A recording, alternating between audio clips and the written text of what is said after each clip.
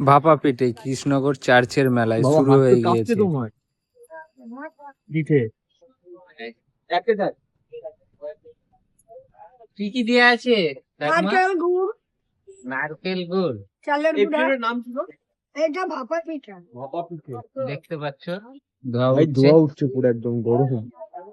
Pritam review দেবে। না না, এটা ধরো গরম গরম গরম, এটা ধরো।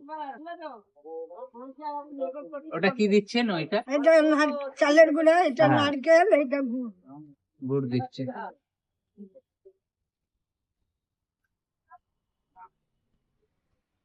এটা আতপ ছেলে গুরু। আতপ চাল। পাটি সাপটা কালকে বানাবে তো? আজকেই বানাবো, এখনই বানাবো।